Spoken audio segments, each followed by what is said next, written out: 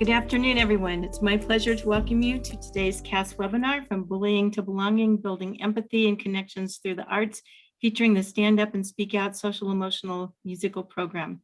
My name is Rosie O'Brien-Wojtek, and I'm the Assistant Executive Director for the Connecticut Association of Schools, and we're glad you're joining us today for an opportunity to learn about this outstanding program.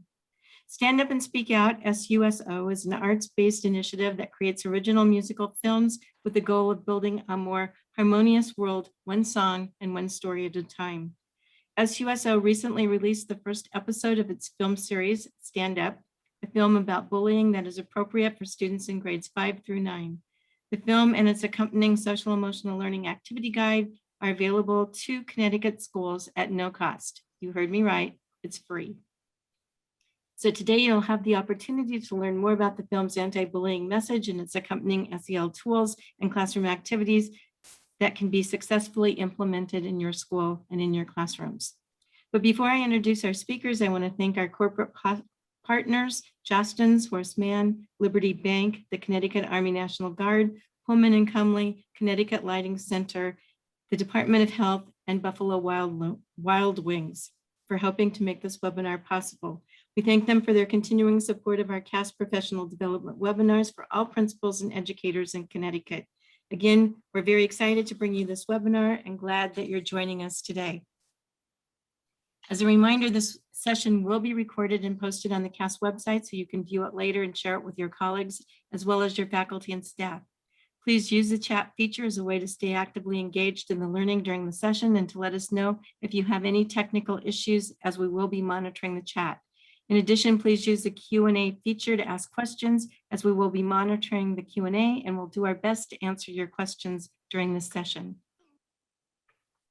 It's now my pleasure to introduce Stephen Hernández, Esquire, who's the Executive Director for the Commission on Women and Children and Seniors. Mr. Hernández previously served the Connecticut State Legislature as a Director of Public Policy and Research for the Connecticut Commission on Children. Prior to joining the commission, Mr. Hernández served 7 years as a legislative and budget director in the office of Washington, D.C. Council Member Jim Graham. He received a Bachelor of Arts degree from Bennington College in Vermont in 1995 and a Juris Doctor degree from the Washington College of Law at American University. For anyone not familiar with the Commission on Women, Children, and Seniors, CWCS is a nonpartisan arm of the Connecticut General Assembly. As staff to the legislature, the CWCS researches best practices, coordinates stakeholders, and promotes public policies that are in the best interest of Connecticut's underserved and underrepresented women, children, and older adults. We're very happy to have you with us today. Welcome, Stephen. Thank you so much, Rosie, and thank you for mentioning a couple of things. One, the former Commission on Children, which is where I got to know CAS-CIAC, as you know.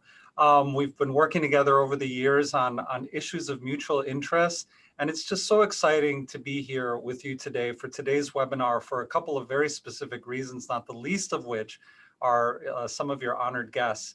But I also want to thank you for bringing up my undergraduate. In undergrad, and well, actually starting way before that, I was actually a violinist and I did improv as well, improv theater for fun. I didn't do it as a thing, but I did it for fun. So I have to tell you that part of the joy from this programming that has been brought to us by these amazing human beings is the arts and just the power of the arts to bring us together. So if there's a secret agenda today, it's not only social and emotional skills building, what we call empathy and connection, but it's also through the arts, which is so critically important, especially as we think about how it is that we invest in our schools and invest in our futures. So there was a really awesome moment, I think, and the title of today's conversation really gives a nod to it, which is From Bullying to Belonging. Because the very first time that I met Jill Nesi, it was a meeting in a district that I won't name because it's not relevant, but it was a meeting to talk about a bullying incident that they were having in the district. And one of our colleagues who's here today on this webinar was there with me, in fact, together with Jill. And it was one of those strange meetings where we were talking about, around the issues, how do we address the issue itself? But what was really cool, and I think we had some level of resolution, but at the end of the meeting, I met Jill Nesi. And Jill was introduced to us as a parent who had an idea. And she had written a song. And if I told you how many times I heard people who wrote songs, who wanted to talk to us about their songs, it's a lot. But she had written a song. And when the story behind her motivation and then the actual piece itself was so compelling and really beautiful that we were all sort of left in the room like, wow, maybe this is the meeting we should have been having to begin with. And she said, I'm going to come back. And because she had listened to our entire meeting, she says, I'm going to write a musical about this. And then I thought, well, a number of times I've heard that. And certainly about a year later, Jill came back and she had written a musical. And not just that, she was going to have it performed at one of our playhouses in the state of Connecticut. And, some of the school leaders here who will speak later will attest to this, but the very first time I saw this performance and you saw little kids, little middle schoolers, enraptured by the performance. And not just that, listening so attentively, watching, learning, and then talking to each other about what they were seeing on stage, and then talking to adults about what they were seeing on stage. That's when I knew the power of empathy and connection through the arts. So I'm going to shut my mouth now because I want to get right to the Jill Nesi, who I am so excited to introduce to you. Jill is not only a talented person, she has a lot of heart. She's an empath, but she is a brilliant Connecticut resident who has brought to us, together with Robin Fox, who you will meet in a little bit, and some of the other wonderful people that are here, who have brought to us a real special gift. And that's really a way of achieving empathy and connection through the arts in a very meaningful way. So thank you, Rosie, for allowing me to introduce Jill. And Jill, nice to see you. Thank you so much for that amazing introduction, Stephen. I'm so happy to be here today and share this program with you. I feel that music, I've been a songwriter all my life, and I feel that music is the window to the soul and the heart. And children who have been in the production, which debuted at the Iverton Playhouse back in 2017, children who watched the production, it's really made an impact on their lives because they're able to see themselves on the stage and in the film and know that they're not alone, whatever they're feeling, whatever issues they have, or whatever it triggers. There are many, many other kids and students and even parents who feel the same way. So it starts a discussion that needs to be discussed in a meaningful way. So with that, what I'd like to show you is the first episode. It is called Stand Up. As I said before, it started as a stage production at the Iverton Playhouse and has now become a film series with the first episode talking about empathy and connection through the arts with students performing for students. And now the film version, you're going to see a few minutes of that right now.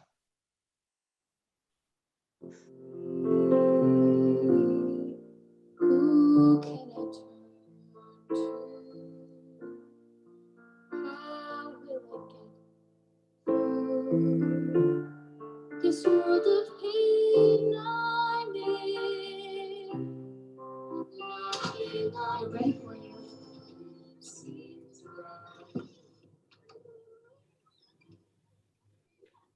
I have an idea. Hi, I'm Stephanie Lawrence, and I'll be singing a song.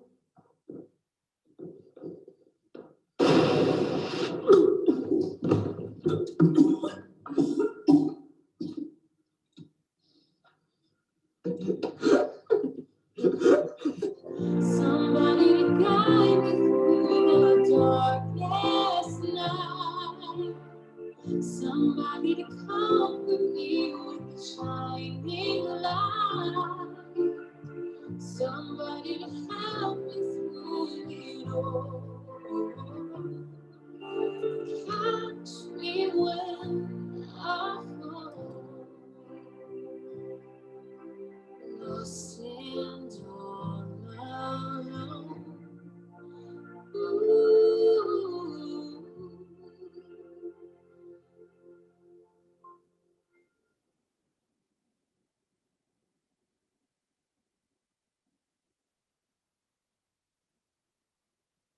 Hi. Ah! Who are you? It's okay, I'm not going to hurt you. It's me, Ian. From kindergarten? The bow tie. Your bow tie, Ian. The one that used to wear a bow tie to school every day? One and the same. Some things just never go out of style. What are you doing in my room? Don't worry, this is just a dream. It is? Yeah, turn around. So, Okay, I believe you. It just seems so real. Why are you here? I know that you've had a tough go of it since starting up at Rockville High. I gotta say, the way Rhea and Phil treated you today, that was horrible. Today? That's every day for me. You know that has nothing to do with you, right? I know it seems like you're the only one they target, but trust me, you're not alone. I'm not? Then why does it seem that way? I don't know what to do. I just can't go through this anymore. I understand how you feel. You do? I do, believe me. Right now, it may seem like there's no way out, but not everything is always what it seems. What do you mean? It's exactly as it seems. Those two, along with their friends, are awful to me, and I never did anything to them. No, you didn't. And that's why I'm here. Come on. I have something I want you to see.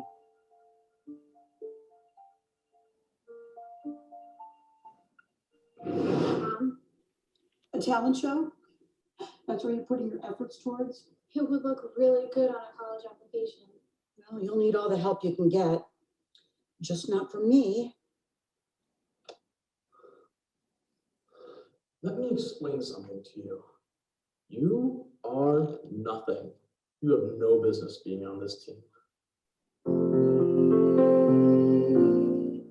Who can I turn to? How will I get through this world of pain I'm in? Nothing I do seems right. Everything's such a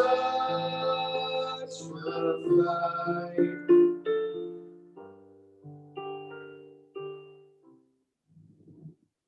Starting to take, seeing life a new way, leaving behind the pain and sorrow. The past will always be, but it can't take a hold on me. Learning to lead and not to follow. I'm stronger now, my voice has been found. Bring on tomorrow. I will think before I speak. I won't be afraid to read. Starting to think nothing will get in my way. Pushing aside the walls that hide me. I'm stronger now. My voice has been found. Starting to seeing life a new way. Leaving behind the pain and sorrow. Bring on tomorrow. Bring it on, bring it on, bring it on. So bring it on, bring it on, bring it on, bring it on, bring it on, bring it on, bring it on, bring it on, bring it on, bring it on, bring it on, bring it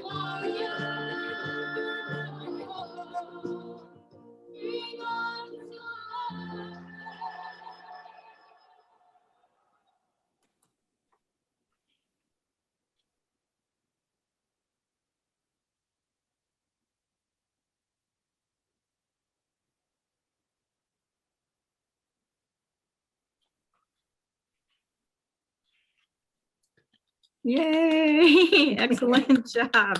Love that film. Gives me goosebumps every time I see it. So Jill, tell us a little bit about the actors, a little bit where you got the inspiration to write those songs, those beautiful songs.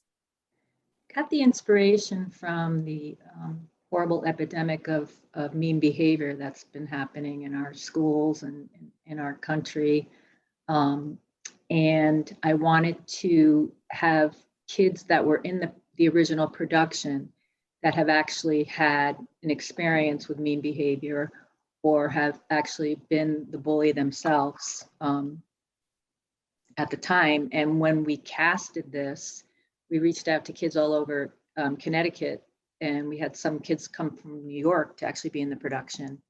And 29 out of 30 people in the cast had been bullied in the past or had known someone that was bullied. So it was very important to express the message of stand up and speak out. If you see someone being treated poorly and suffering, let's try to help them and speak up and show the kids in the film that the reason sometimes they're mean to other people, there's a reason for it because they're being treated poorly.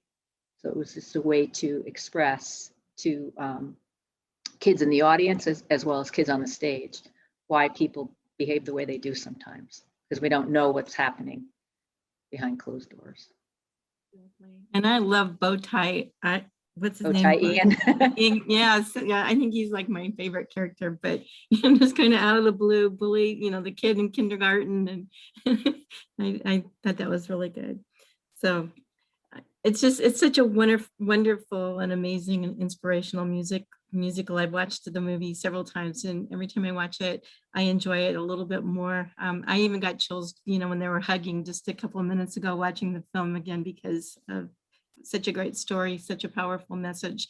So I encourage everybody to grab a bowl of popcorn and their favorite drink and enjoy the musical. You saw the link on the previous, just before we quit, I think. Is that the place where people can go to get the video?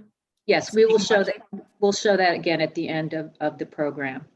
And I'll post that when we post the recording of this. Yeah, when we started to show this production throughout Connecticut, we had kids from all over reaching out with their experience and how they could get helped. And that's when I got Stephen and Hernández involved as far as how can we help these kids with a ramp down after they view this. It creates triggers for certain students, and they needed some type of ramp down educational component to the program. And that's where Stephen came in to help with that. Also probably Robin, because Robin is the one, and that's a great segue into introducing Robin Fox, who's the education director at Stand Up and Speak Out. She's actually a social emotional learning educator, lifelong mediator, and professional improv actor. She's been working in K-12 private and public schools as a special educator, professional trainer, and consultant for over 40 years. She's a member of the Connecticut Social Emotional Collaborative. Robin also served on the working committee revising the components of social emotional and intellectual habits, grades 4 through 12 for the Connecticut State Department of Education. Welcome, Robin. Thank you so much. And Robin, why don't you just take it away and let's talk about the work that you do as the education director, and specifically on the accompanying curriculum materials that engage students in the meaningful learning conversations and help develop the social emotional learning growth, but also help to channel those feelings that students may have from watching the film, as Jill was talking about. Right. Well, feelings are how we connect with the world, how we react to the world, how we process the world. And it's really important that we all know, children, adults, we all know that our feelings are in motion. The word motion is even in the word emotion. They move all the time. And it's those more difficult feelings, the more disruptive feelings that I think that we all have a hard time handling. And, in the film, Ian says to Stephanie, I understand how you feel. She says, I can't go through this anymore. And he says, I understand how you feel. And it may seem like there's no way out, but there is. And, that way out, we as the educators, the counselors, the parents, it's our responsibility to provide a way out of being stuck in that feeling of thinking that you're all alone. So I was so excited to have the chance to work on this project, and it was in conjunction with with Central Connecticut, some grad students who were students of Dr. Peg Donahue. And I came in and helped revise it, and I added on to it. But basically, the guide is a roadmap, and it starts out with a pre-teaching vocabulary. I wanted to be inclusive as a special educator. It's really important to me that we don't leave anyone out of this. So pre-teaching vocabulary, so everybody's on the same page and understands what an upstander is, what a bystander is, the difference between assertive, aggressive, and passive reactions to a situation. Which one of those behaviors escalates it? Which one can diffuse it? And learning how to do that, having practice doing that. Because it's very easy to say, oh, I'll be an upstander, and then getting into a situation and not having your toolbox. So we really need to give them a toolbox so that they can go into a situation and feel like I have the skills. So the first half of the guide is about empathy and learning to put yourself in someone else's shoes.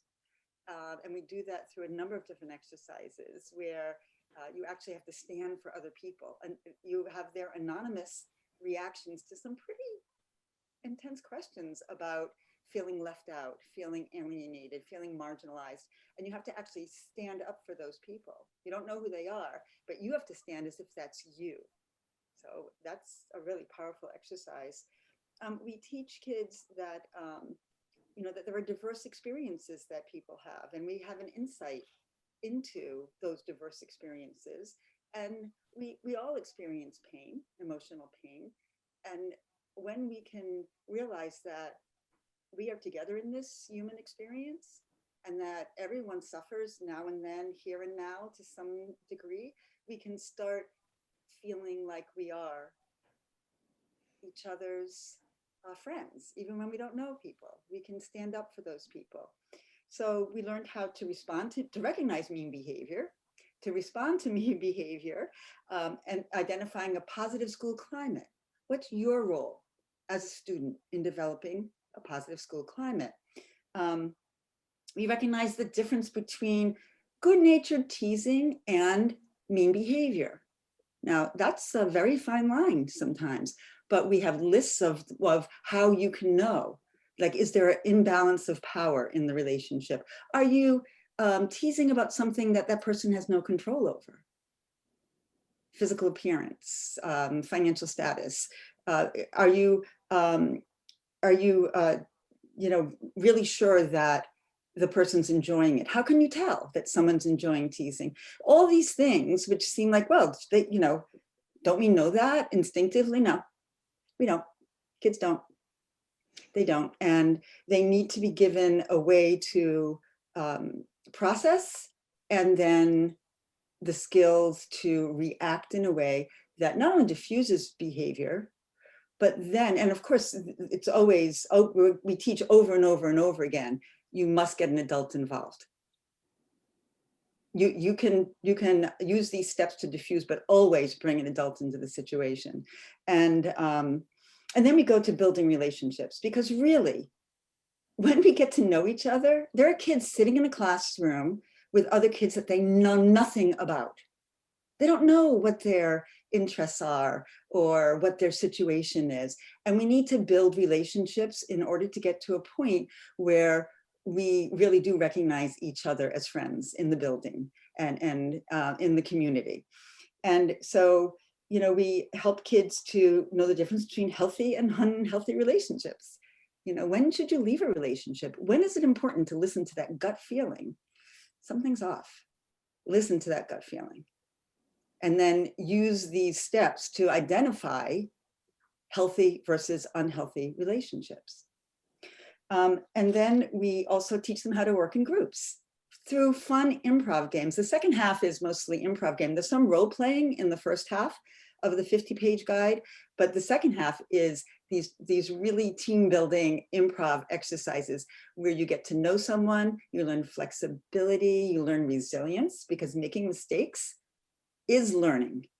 If we're learning archery and we're aiming for the bullseye, every time we miss, we adjust so that the very path of our mistakes is the path to the bullseye. And when we have that understanding that mistakes are part of learning, then we can celebrate those little corrections we make. And learning to take perspective and not judge each other and support each other. Improv is all about, I got your back. You know, I'll add on to that. I'll support you. Doesn't mean agreeing all the time.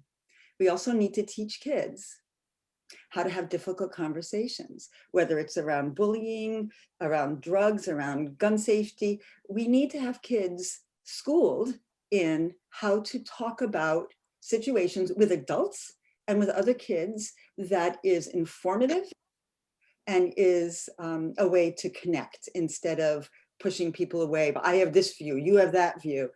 So it's all about that. And I just love doing this work with kids because I see how they really shine when they are given the tools to be a presence, to take up the space that they deserve in this life, in this world, and they can step into that with confidence and look at someone else and respect their right to have that space too, and to communicate from their perspective.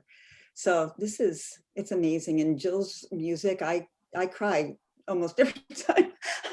I edited that short clip that we saw today, and I was just crying.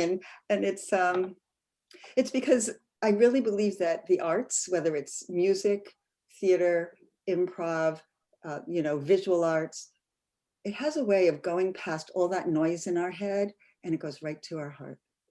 It goes right to what's important. And don't we need, at this point in the world, in our lives, in our schools, in our homes, to get to what's important and have that be our guiding principle? And that's what this work is all about to me. And I feel honored to be a part of it in any way. So. And it is. It's so, like I said, it's so inspirational. And I encourage everybody who's watching this to go out and watch the film, and you're going to want to watch it more than once, because it is so uplifting. And just, I wish I would have seen something like that when I was a kid, just because it's so amazing, the things that you take that you don't know about other people because you haven't ever talked about it and experienced it. So thank you, Robin, and especially for the amazing user-friendly and well-developed activity guide that you put together. And just to let everybody know, there's so many wonderful ideas and activities and suggestions to help facilitate those conversations you're talking about that sometimes are difficult, but can take students deeper into their own thinking and learning and how to empathize and walk in others' shoes, because that's probably one of the hardest things for people to really learn how to do. So nicely done, Robin. Thank you. And thank you, Stephen, for giving me the opportunity to be involved in this. I loved it. And there is an online version and there is an in-person version. There are some different exercises in those so that you can have a variety of options. Again, I just have to mention it's free because I know that a lot of times schools can't find the money, and I applaud you guys for making it available to all schools in Connecticut. But I don't want anybody watching just to take my word for it or everybody else's words. I want to let you hear about this program firsthand. First of all, from both of our Wallingford middle schools, James H. Moran Middle School and Dag Hammarskjöld Middle School, both of those schools have begun using the Stand Up Speak Out musical and curriculum this past year. Todd Snyder, principal of Dag Hammarskjöld's Middle School, also serves as a member of the CAS Middle Level Board of Control during one of our board meetings, he mentioned how his school was beginning to use Stand Up and Speak Out, the musical and the curriculum materials, which is the first time I heard about the program. And he got everyone at our board meeting really excited about it and wanting to learn more about SUSO. So part of that is how this all came to be as far as a CAS webinar.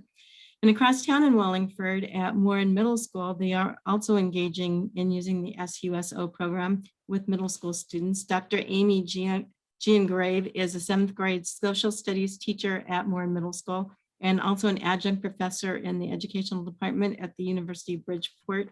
She and Mr. Snyder are joining us today to share how both of the Wallingford middle schools have implemented the Stand Up Speak Out musical program. So welcome, Todd and Aimee. Thank you, Rosie. Hi, everyone. Thanks for having me here, and it's really an honor. So I'm going to have you guys tell us about how you learned about the SUSO musical program, the processes that you went through to adopt and implement this program at your schools, some of the activities from the curriculum that you and your teachers and students have found especially meaningful, and from your experiences, the outcomes and benefits of using the program. So take it away, Aimee and Todd. So, Aimee, you want to go first? Yeah. all right, I'm going to start by saying that this is the perfect year to begin this program. Our kids are feeling really disconnected, and as we're teaching in a virtual setting, that's the part that I think the kids and the teachers miss the most, is having that connection. So this is the perfect year to really dive into the ideas that are presented in this unit of study on social emotional learning, where we're really focusing on making connections and making positive connections in difficult circumstances. We started using this probably since January. So we've gone through just a couple of the lessons. And what I found is that the lessons are very thorough and provide a lot of resources for teachers to go in many different directions.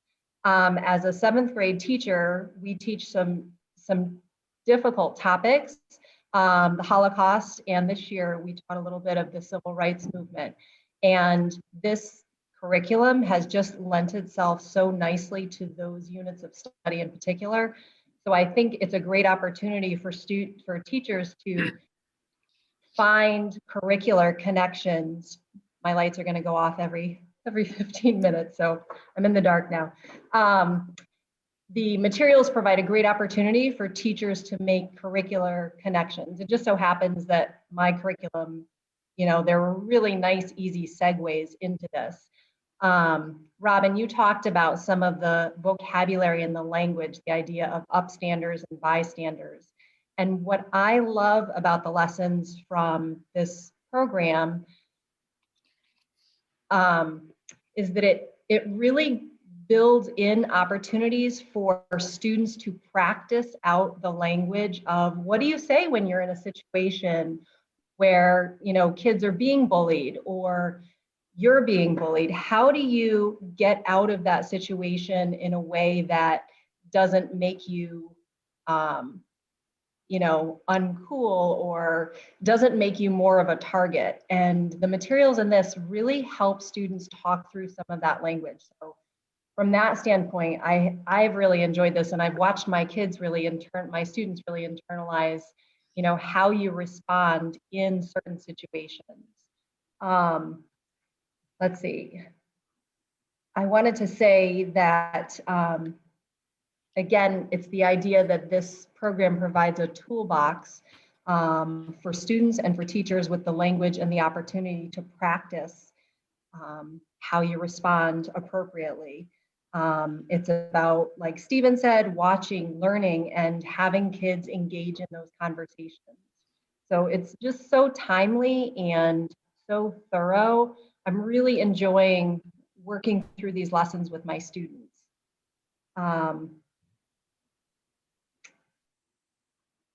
Todd, you want to pick up from there? Absolutely, absolutely. I echo everything that Aimee said, and Rosie, I think you may have given me too much credit for this, for at least my involvement with CAS, but it really has been the highlight of my year, working with all of you and moving this program forward. And I mean that, this has been a hard year, I think, for anybody, whether you're teaching or you're an administrator.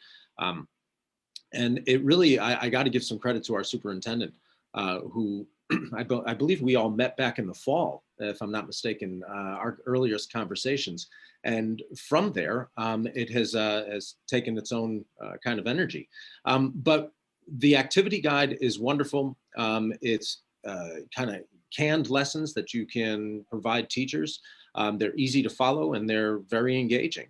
But it's been a real pleasure having our students and being in the classroom, seeing them in the lessons, and then having them watch the film. But here at Hammarskjöld, we took it a step further. Every spring, like most schools, sometime in the year, we have a spring musical. And for obvious reasons, we couldn't have that this year. So what we did is with the help of our two music teachers who usually do the event, the musical. They found a cadre of students, a solid core of students, and got them to, kind of pivot and, take ideas and showcase their talents. And what we're doing is, it's called the Unity Project. And what we're doing is taping it and recording it now. And just to tell you a little bit about some of the things they're doing. And essentially, I got to steal the line from my teacher, but essentially this is our kids on stage telling their stories, and whatever stories that is. But some of the examples of the performances we've had is, one student is going to be singing What It Means to Be a Friend from that movie 13. There's spoken poetry from the opening song from Stand Up, Speak Out, where they're going to be, using that scene, but saying it in a different way. There's a one-act play that one of our students wrote on bullying, with a song performed and again, rewritten and adapted. Our last spring musical, which was not last year, but the year before, was Seussical Junior. One of our students is going to be singing a song from that, Alone in the Universe. Another student is going to be performing Bridge Over Troubled Water. There's also a kind of PSA that our students wrote and about stress relievers.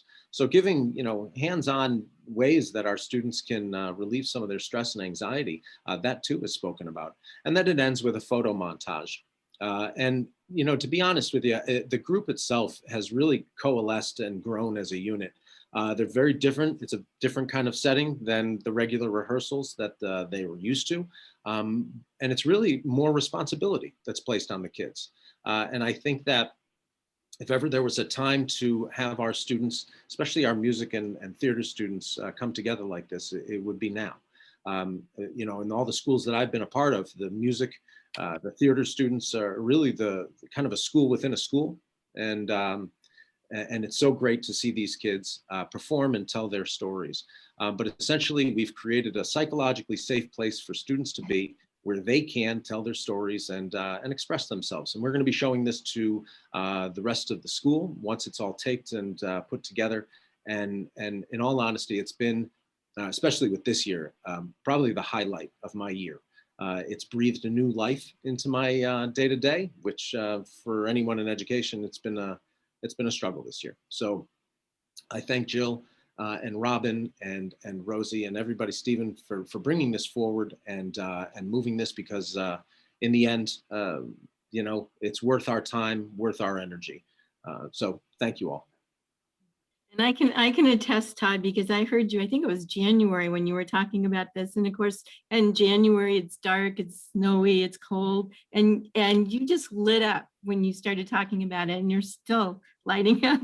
I just hope that you will invite me to your showing when you do this. Hopefully it's, because I can't wait to see, everybody else on here is saying the same thing. I can't wait to see what your students put together. It just sounds amazing. It really is. And we're actually recording parts this week and then next week. So it'll all come together soon. Oh, excellent. Well, thank you, Aimee and Todd, for sharing the things that are happening at your school and the benefits that you're seeing already, even though, it's only been a few months that you've implemented this program. But I know that those conversations are starting, and they're going to help build those relationships. But my question for you, Robin, is that we know as teachers that every time that you get a program like this, you go through the lessons, and then what do you do? So what other ideas do you have for people that they can use to continue to have these conversations and to keep the momentum going? Any other suggestions? Well, we want to keep developing our social emotional selves in this life, and it never ends. We're always learning as adults, in relationships and at work, no matter where we are. And so the most enjoyable way I know to be growing socially emotionally is to be using improv, theater exercises, mindfulness exercises, and cognitive behavior therapy-based exercises. And I put that all together into a curriculum that has another 50 exercises. So, and a lot of those are on my website under the blog, because basically I'd say about half the curriculum or a third of it is there. So people can go there and it's just free. They can just look up those exercises, because when we become mindful, we become aware of our thoughts. We slow down. We stop jumping every time a thought comes. And then with cognitive behavioral therapy examination, we say, is that thought useful? Is that serving me? Can I think a different way? And we can change our thoughts.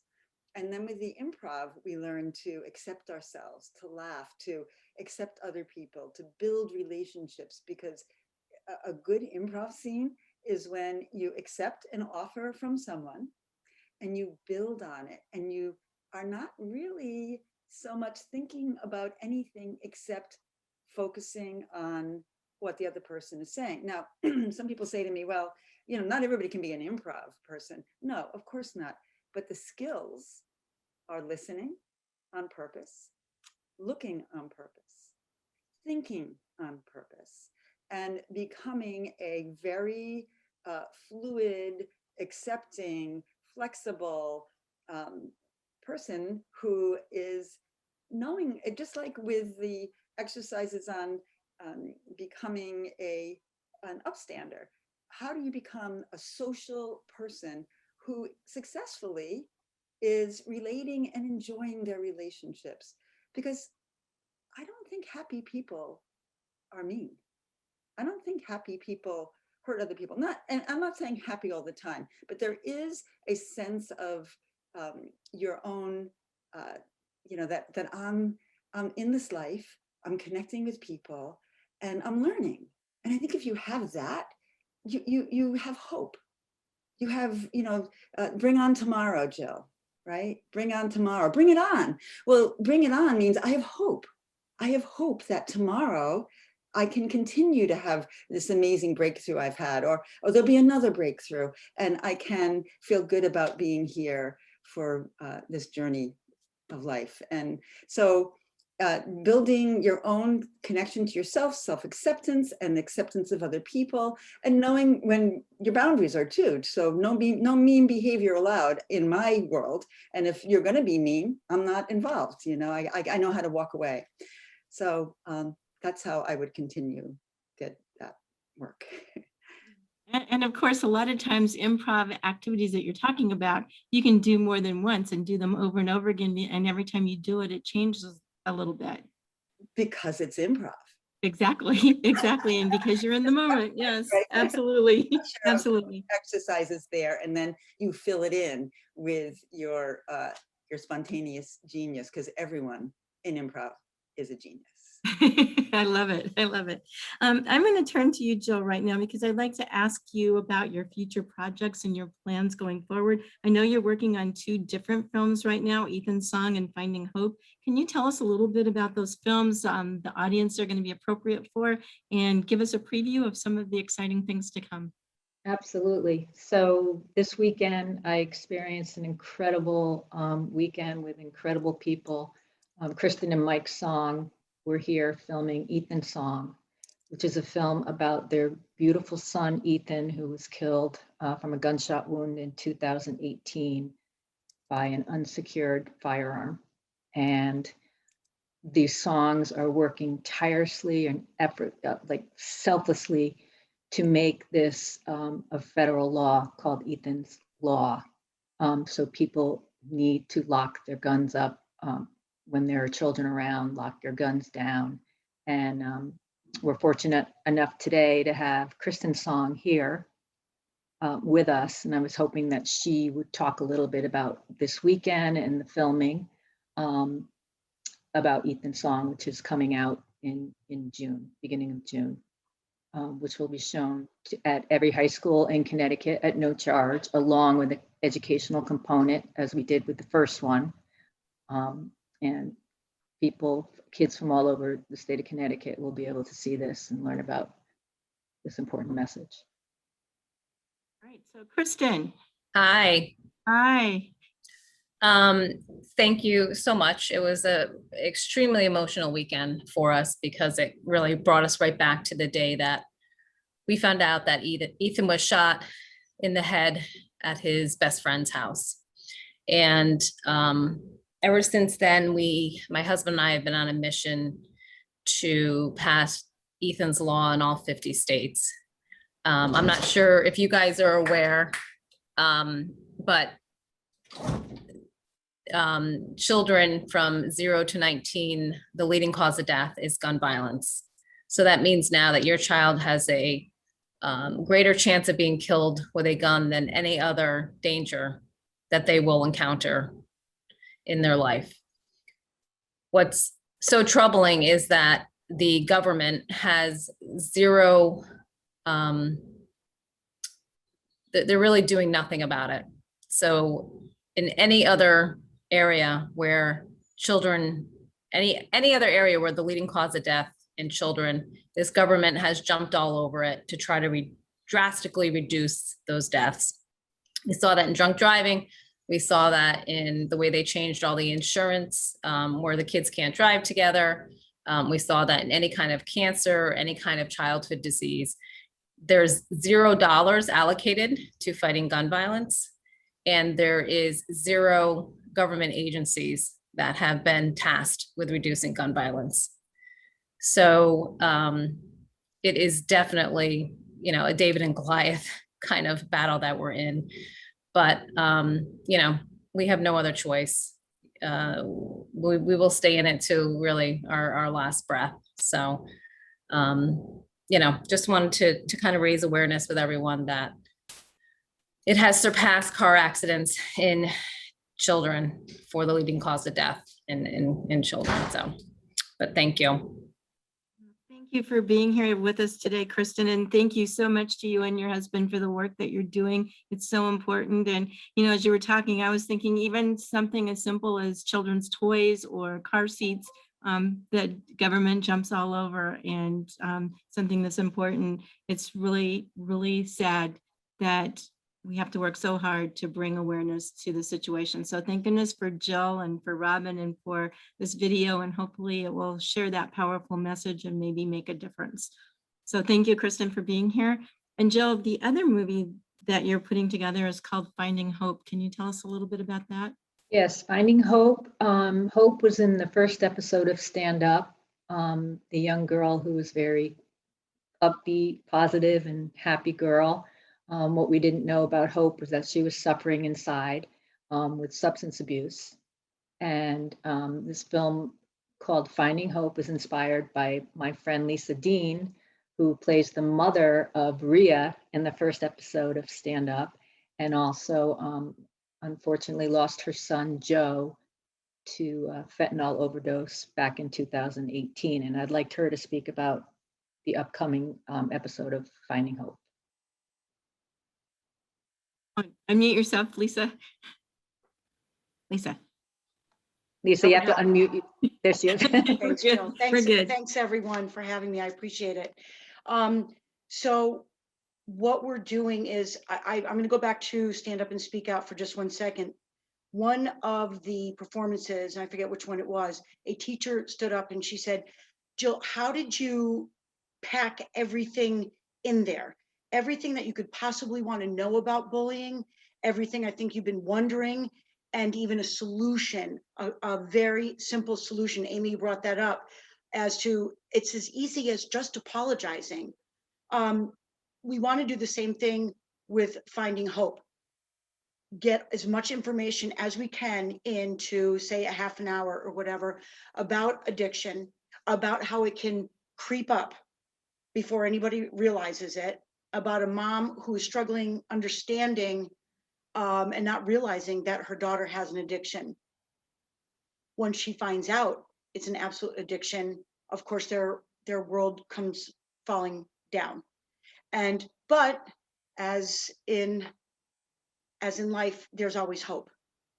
So this will take you on a path through Hope's addiction, through a friend that she knows.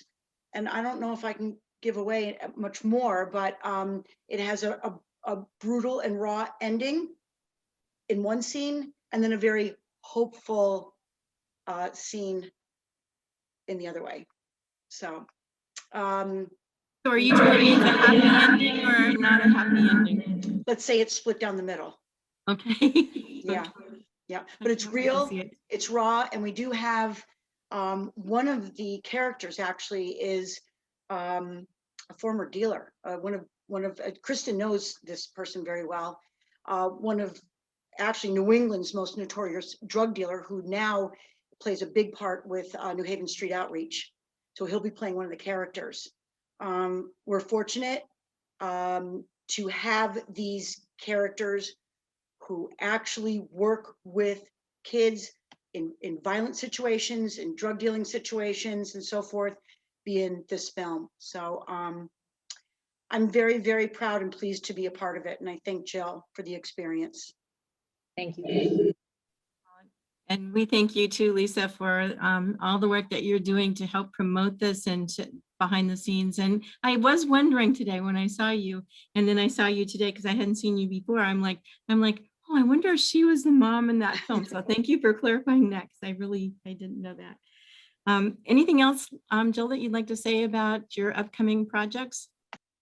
Just, we encourage you all to join us in this fight to help our children, keep our children safe, encourage them to stand up and speak out and know that they're not alone.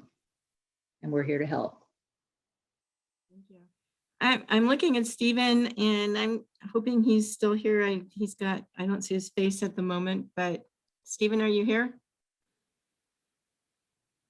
Okay, he might have got called away, so I'll skip that question. And I'm going to go ahead and move us to a final question because I see that we are just about up as far as the hour goes. So I'd like to have everyone think about, from your perspective and your work on the Stand Up and Speak Out musical, to share one wish or one outcome for using the program that you would like to see either for your school, for our state, for our country, or for the world. Let's hear your thoughts. Who would like to go first? Robin, why don't you go first? Okay, Jill. Well, you know, I've had this vision of kids lying in bed at night alone and their hearts just lighting up a little because they have been given tools. They've been given these inspirational characters and this inspirational music, and they have switched from feeling they're alone to actually feeling like they are inspired. And just that little bit of inspiration in a heart can change a life. And that's what I hope we can do with these films. Thank you. Aimee. I'll just draw the connection between what Robin just said. I think what students need right now, especially, but always, is that connection. And this gives us some tools to build that connection and to it provides opportunities for students to practice out this language in a safe environment. And we really need to give students the opportunity to do that. And